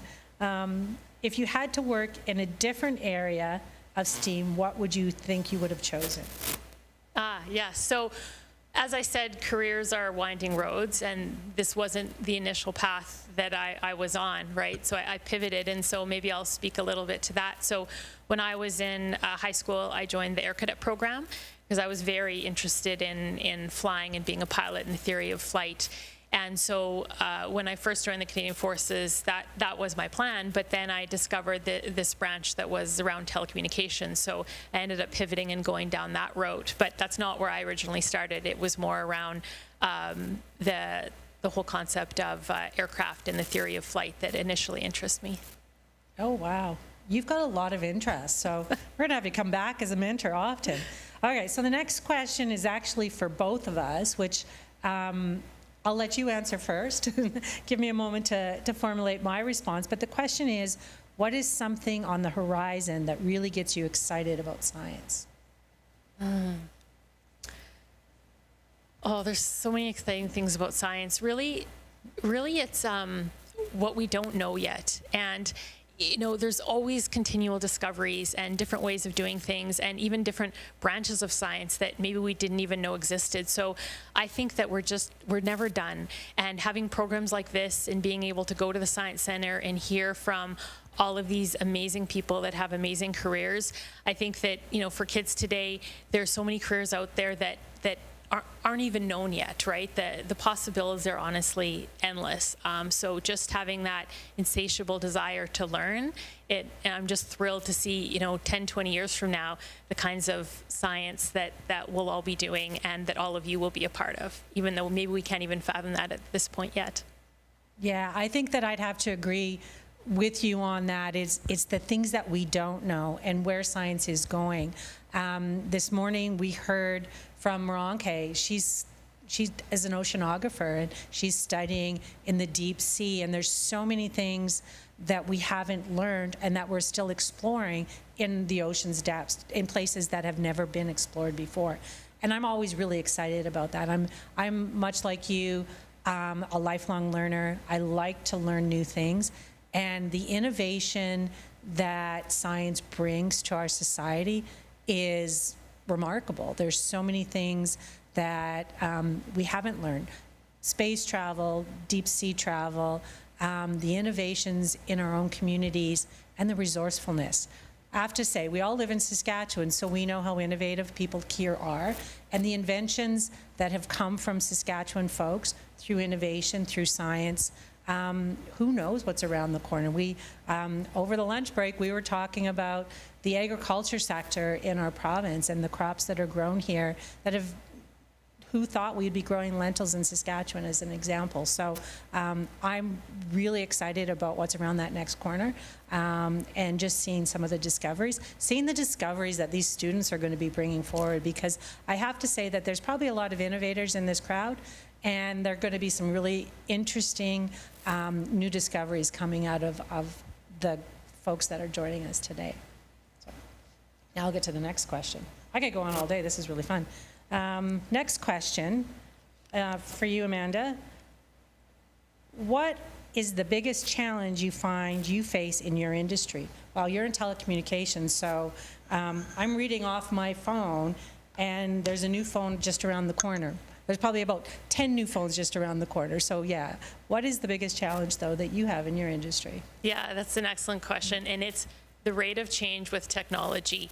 There is so much infrastructure that goes behind making your phone work or making the wireless network work, and that equipment has to be changed out almost as often as your phones, right? Because there's the next latest version of hardware or software. So for us, it's keeping up with upgrading all of that infrastructure, but not affecting any of the service. So we know that 24/7 service, we have to consume a lot of data. There's a lot of devices out there, and we need it all the time to do our jobs and to do the things that we love. And so for us to maintain that network while constantly refreshing and upgrading it is the ultimate challenge. That's great. Once we get this crowd started, the questions start coming fast and furious. And this is a really good one. It is for both of us. And it is an interesting question, but I think one worth having this discussion. So the question is, as young girls or women, have either of you experienced sexism in your career? So I'll let you start with that, Amanda, and I can give an example from my career. Yeah. I've been very fortunate. I didn't encounter it a lot, nothing very outright or major, just usually maybe comments that weren't intended, right? And you know, what I've learned in my career is when I've heard those comments that maybe weren't that appropriate or were a little bit offensive, I typically confronted the person, and they didn't even realize that they were doing it, right? They didn't have any malicious intent or anything like that. It was just a comment that they made, not knowing maybe the unintended consequences of that. So I'm a very strong person. None of that has really bothered me to any great extent, but when I do see it, I do say something, because that exists in any walk of life, whether it be around genders or any other matter. Sometimes, you know, something can have an unintended effect, and you just need to call it out when you see it, and that's the only way that behaviors change. So overall, I've had a very, very positive experience, and I'm very thankful for that. Good. Thank you very much. I appreciate that response. I've had similar experience, but at the same time, often you're correct, is that sometimes comments can be made without people realizing maybe the unintended consequences. Something else, though, that I have experienced is the way I operate in an environment, whether it is with men or women, is I'm a curious person, and I ask a lot of questions. And so I often had encountered situations where men in particular, I asked questions, and their response came back almost defensive, like I was challenging them. So I did in those instances, I wouldn't call it necessarily sexism, but the lesson for me was recognizing that even though your intent in how you're asking a question might be just purely, I want to know more, it's not always received that way. So being aware of other people's learning habits. You know, it could be male or female. People hear and learn differently. So just learning and understanding that not everybody thinks like you is one of those lessons. And it, like I say, it initially may have come across for me as a sexism type of reaction, but if you step back and think about it, it was probably more of just not understanding how people are learning and hearing you. So I often find myself explaining myself before I start answering a question or posing a question. But sometimes that's just recognizing that everybody does think differently. So thank you for that question. Let me get back to, all right.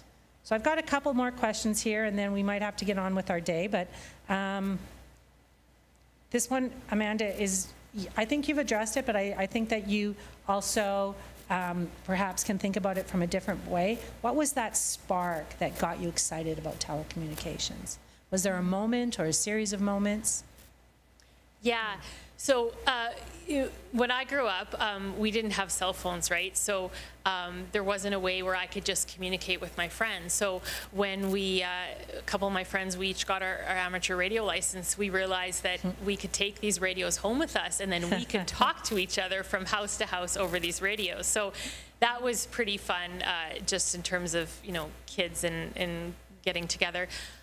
But I think that the spark for me, I know it was a particular movie that I watched, and the movie was called Contact. If you haven't seen it, you should go watch it. But there's a little girl in that movie, and she used an amateur radio to talk to people. And then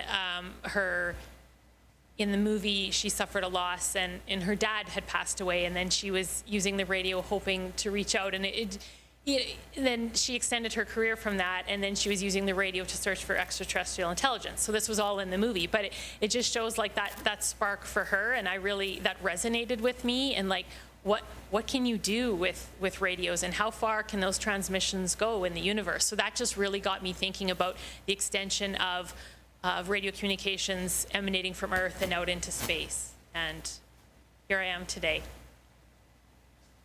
No, that is very exciting, because a lot of times it is through art, whether it's a film or something else, that gives you that spark and gets you interested to explore. So I think that's wonderful. Here's a really interesting question, because we did talk a lot about mentorship, and this really is a lot about mentorship. But the question is, if I didn't know where I could find a mentor or a role model to look up to, where might you suggest I start looking? I would just look at your circle around you, right? You could look at teachers, people in your school, sports coaches, family, friends, right? You think about your extended family, and they all have jobs, they have careers, right? So I think that within each network you can find mentors, and it doesn't have to be anything official. It can just be someone that you ask questions to. You mentioned asking lots of questions, Sandy. Maybe somebody that can take you places and show you things. I remember as a kid going to different workplaces or traveling and seeing different things, and a mentor can guide you and help you learn in the things that you see and that you experience. Yeah. Thank you. That's lovely. And I'm just going to add on to that, even though the question wasn't directed at me specifically. And just a reminder, we have time for one more question after this one. But I wanted to just talk a little bit about how through technology, we're able to actually reach out potentially to mentors beyond your own circle of your school, your community, and that is through the internet. You're going to have access, or you've had access to a number of mentors here today, and we can connect you to them. So reach out to us. We could connect you, and you never know where those conversations might go. And I'm going to give, if anybody knows me, I get a little bit off on a tangent sometimes, but I'm going to just give an example of another program that we're working on. One of our programs that we launched this year is a student challenge called Municipal Marvels. The entries have closed now, but the staff were telling me about one of the classes that was working on their project. And in these challenges, the students are tasked, working with their teacher or a guidance counselor or a parent, to come up with an idea on how they can improve their community for the future. It was actually based on a competition in one of the IMAX films we have called Cities of the Future. Well, these students took their assignment quite seriously, and while they were doing their research, they wanted to talk to somebody that worked at Amazon. and how they were working within their environment. And they reached out to somebody in California to answer questions. And this person virtually met with the students to answer the questions that would help them build on their project. So even though, yes, the mentors could be in your neighborhood, in your classroom, or in your community, they could be anywhere in the world. And you just have to send out a question, and usually they'll come back and answer those questions. So think big, think little, but use the resources that you have to connect with people that may have the experiences that you're looking for. And there is, let me see here. Yep, that's the last of our questions. So thank you all for filling us with a load of questions in our chat. I will give the last word to you, Amanda. Do you have some parting words for our students? We had that one question earlier, but based on our conversation about mentorship, about finding mentors, about considering STEAM as a career, what parting words would you leave with our students today? Yeah, I would say dream big. I mean, just pick a goal so high that maybe you don't even think you can achieve it, and just go for it. It's all about the little steps that will get you there, and you'll look back and say yes to those opportunities, right? Walk through those doors as they open, and things will unfold in your direction for sure. That's lovely. I think those are the best words that we could end this segment with. I'm going to invite Sarah to come back and give you some final parting words, set you on a direction to go and meet your mentors and continue the rest of the day. So I'll invite Sarah back to the front of the room.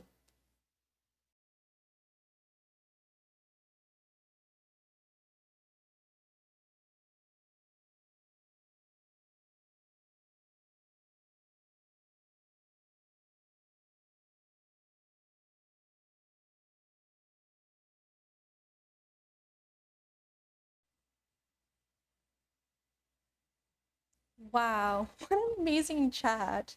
We hope you feel even more inspired after hearing about Amanda's amazing journey. Now, before you head off to explore the fun and engaging mentor videos and hands-on activities, I would like to take a moment to thank many organizations that have supported this conference and made it accessible to all students in Saskatchewan. Thank you to our sponsors, BHP, ISC, the Status of Women Office of Saskatchewan, Saskatchewan Polytechnic, and the Ministry of Education. Also, a special shout out to our amazing partners at Sask Interactive, Saskatchewan Arts Alliance, and Creative Saskatchewan. A huge thank you to the talented team at the Saskatchewan Science Centre and IKS Media, who have worked very tirelessly to help make this day a huge success. And finally, a huge amount of gratitude to all of you that have come and joined us for the Girls in STEAM Conference 2025. This will conclude the live portions of the conference, and you have the rest of the day to check out the mentor videos and the activities that follow. If you're not able to make it through all of them today, don't worry. Those videos and activities will remain live on our platform for the next few weeks. So you can watch the rest of them as you see fit throughout the rest of the month, I believe, actually. Awesome. So that is all from us here at the Saskatchewan Science Centre. Please enjoy the rest of your day learning, experimenting, and hopefully feeling a little inspired from the content here. Stay curious.